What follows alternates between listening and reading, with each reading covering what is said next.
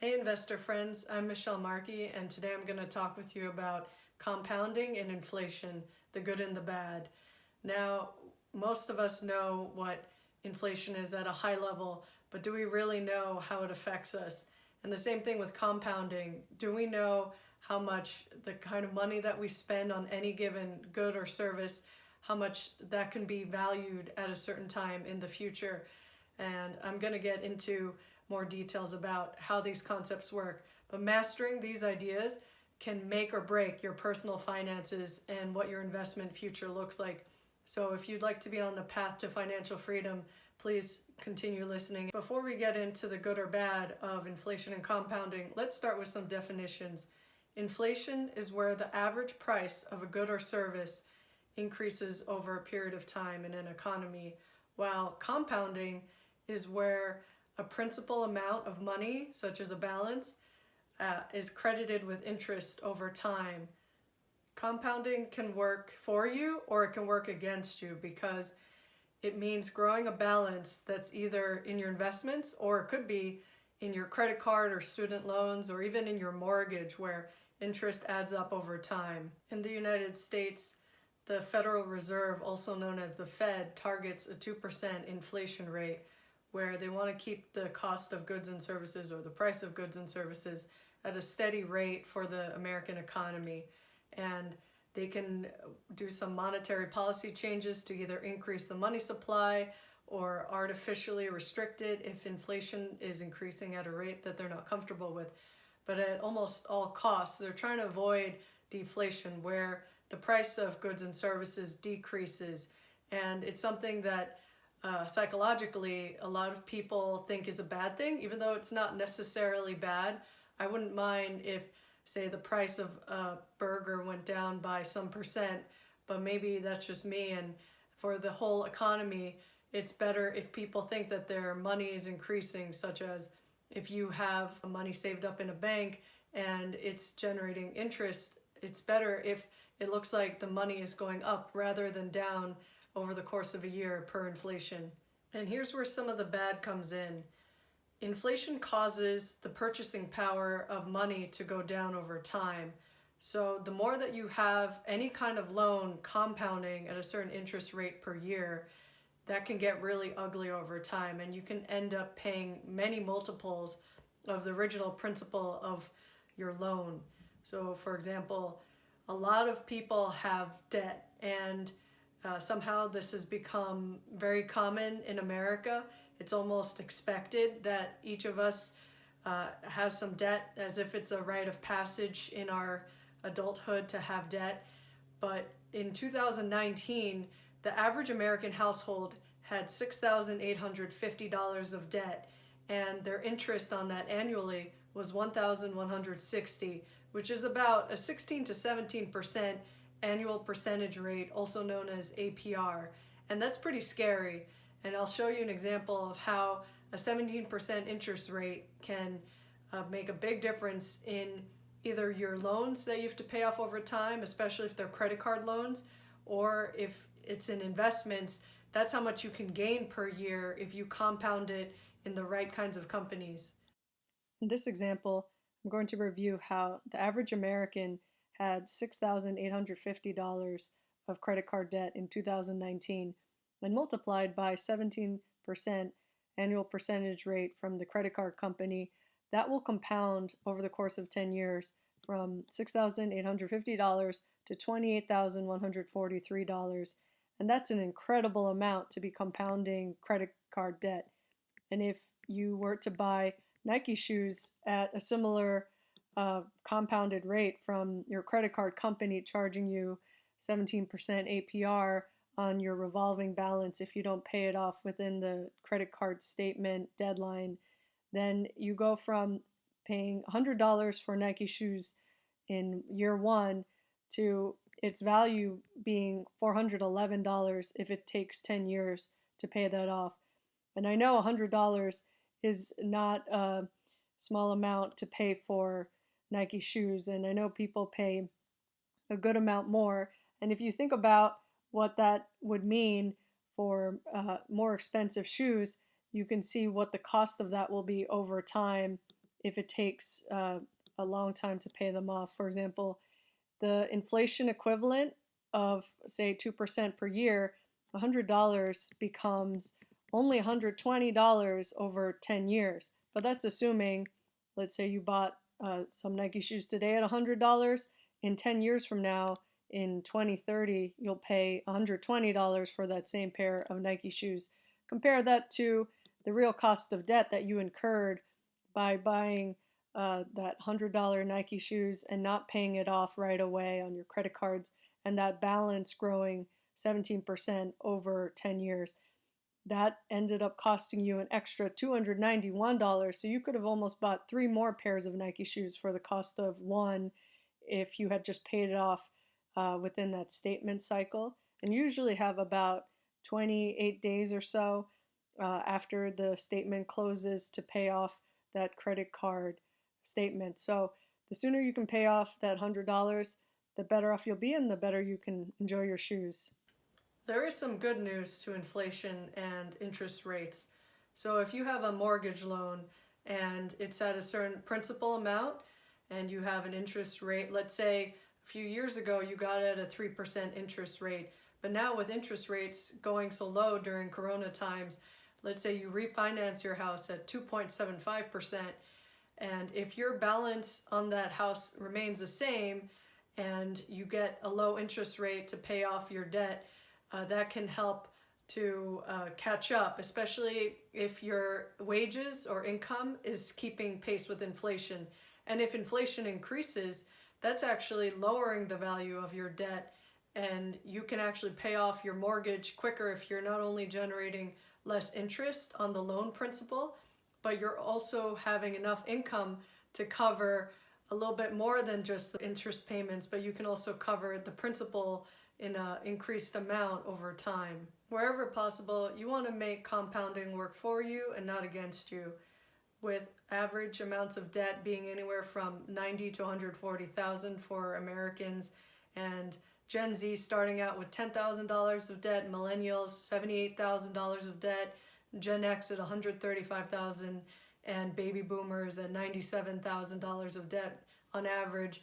This is not a good sign for our future. You want to make sure you pay off all this debt before you even think about increasing your savings aside from an emergency fund or really getting your investments ramped up, because more than likely the interest you're paying on some of your debt, whether it's the $27,000 on average in car loan that you might have, or on average $46,000 you might have in student loans, all of that you need to pay off as soon as possible. Because if it has to come between choosing a 17% interest rate on your credit card debt or saving in your bank 0.5%, I think it's in your best interest to pay off your credit card debt first.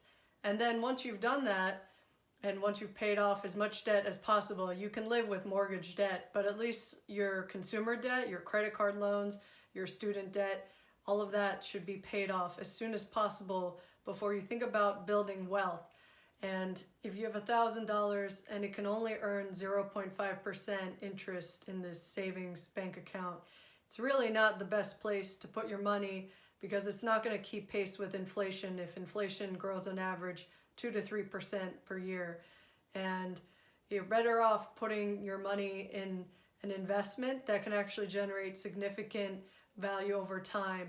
So for example, if you had put $10,000 in 1964 in Berkshire Hathaway, Warren Buffett's company, that would have grown to $274 million by 2019. That's a 20.5% compounded interest growth rate over that amount of years.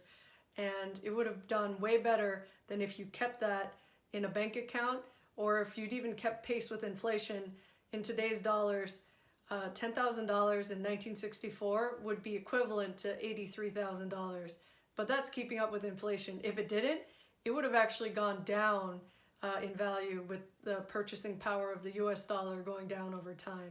In this example, I'm going to be talking about the Economist Big Mac Index, which is a burger version of the Consumer Price Index, or CPI, that measures the level of prices going up for transportation, apparel, education, food, beverages, and housing and other things that consumers use every year.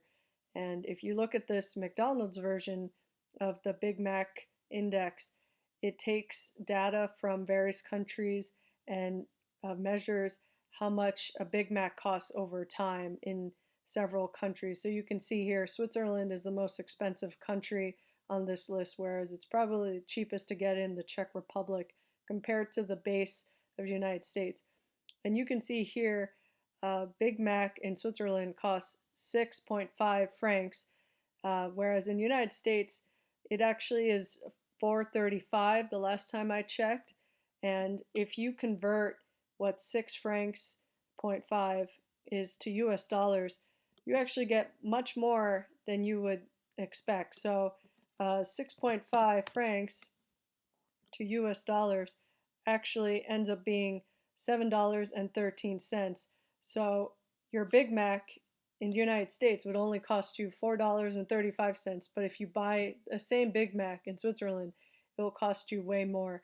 And this is a reflection of inflation. This is what the amount of 6.5 francs will buy you in Switzerland. It buys you a Big Mac, whereas the value of $4.35 in the US can still buy you a Big Mac. We all know Warren Buffett loves his burgers, and he especially enjoys them from McDonald's, or so I hear. And if we measure the change in price and what that means for inflation for a quarter pound burger from McDonald's from 1960 through 2018, we see some pretty impressive trends in this spreadsheet that I just made. And I based my data from an insider.com article about fast food burgers, as well as I use the US inflation calculator website to just see what these amounts in those years translated to. So if you look at the year 1960 here, that means 15 cents, a nickel and a dime, bought you a quarter pounder, which was valued at $1.32 in 2020. And that's a cumulative inflation change of 778%. And this is not to be confused with compounded. This is the total amount that 15 cents through 2020 over the course of 60 years has inflated. So whatever you could buy for 15 cents in 1960, you can buy $1.32 in this year, 2020. Now, if you compare that to the year 1990, 30 years later, 75 cents of a quarter pounder cost 149 in today's dollars. So that was the most expensive you could have ever paid for a quarter pounder, is back in 1990, even though we think 75 cents is so cheap, that's 3 quarters. But it just goes to show, over here in this graph, you can see this was the highest amount you could have ever paid for a quarter pounder. It was cheaper to buy a quarter pounder at all the years before and all the years after the year 1990. So conveniently, 30 years before and 30 years after. I don't know if they planned it this way, but that's how it worked out. And then by 2010, this would have been the cheapest time to get a quarter pounder at a value of 89 cents, became only 1.06 with inflation in 2020. So in 10 years, this amount has increased very little for a quarter pounder at only 17 cents. I mean, that's a steal. So if I was going to buy a quarter pounder, I would try to buy as many as I could back in 2010 because that's when I got the best value. And I would try not to buy as many quarter pounders in 1990. And I guess in 1960 it wasn't so bad. So you can see, even though people love saying, oh, it was so inexpensive buying, 15 cent to 20 cent burgers to 75 cents and back to 90 cents. And remember the dollar value? I miss those days when burgers were on a dollar menu. So keep this in mind for how inflation can affect all things that we consume in our everyday lives, especially burgers. And this is not even including sales tax yet. So when you think about adding sales tax and how that compounds the value over time of a burger, it could make you think twice about whether you decide to spend that money on a burger or invest that money. But more than likely, I mean, person's got to eat, so I think buying a quarter pounder isn't so bad. Like I explained in a previous video about how $1,600 could grow and compound over time, over 30 years, to be $1 million, you can check out this investor.gov website, an official United States compound interest calculator. And you can see here, if I put $1,600 and I don't contribute anything, but over 30 years, I somehow invested in a great company that I bought at a fair price, then you could see here, if I press the calculate button, that $1,600 can compound like crazy. So you don't see that much exponential growth right away compared to the later years. You know, in the first 10 or 15 years, it looks kind of small like this in this graph. It doesn't look like you're necessarily earning that much on it. So if you follow the graph though, the exponential growth curve lends itself that in the latter 10 years or so of investing and never selling that company, but investing it for 10 years, if that company can grow at 24% per year and keep that up on average over 30 years, your initial investment of $1,600 becomes $1 million and change. So it's fairly impressive what the power of compounded interest is. So you feel free to use this calculator anytime or use a spreadsheet. I love using spreadsheets to figure out, what my wealth can grow to if I invested at a certain rate, and it can be very useful to your own financial planning. This is one of the spreadsheet examples where I took what the US government compounding calculator did and just illustrated over the course of 30 years. So let's say in 2009, I had $1,600 invested in a great company. If I take that over 30 years to 2039, in that year, I can see how the exponential growth increases significantly in the last 10 years from 2029 through 2039. So this is taking that same 24% compounded annual growth rate if I invest in a great company. And if you adjust it for inflation, what the equivalent value is in that year. This could be good and bad if you are able to keep pace with inflation. So if I had that same amount of money in a bank account and it generated 2% interest, that means it kept pace with inflation, and over the course of a year, $1,600 becomes $1,632. So if you compare that to if you don't grow it over 30 years, how inflation works against you. So inflation can take that away. So if you look at this math that I did here in this spreadsheet, you can see how if I just say kept $1,600 in cash under a mattress and how it didn't grow over time, the purchasing power of that $1,600 actually goes down so much that from 1,600 you go down all the way to $872 over the course of 30 years. And that's the value that you could buy with it 30 years from now if you took that $1,600 out from under your mattress and you're looking around to buy stuff. The equivalent of what you would be able to buy is only $872 by that point in time. So this is one way that you can also try to project how if you invest correctly or don't invest correctly, what can happen to your money. If we can understand the power of investing and compounding, we can make them work to our advantage in growing our investments exponentially over time, just like Warren Buffett and Charlie Munger. And we can not only have our burgers, but eat them too. So if you enjoyed this video or learned something, please drop a like and subscribe or leave a comment. Thanks. Till next time.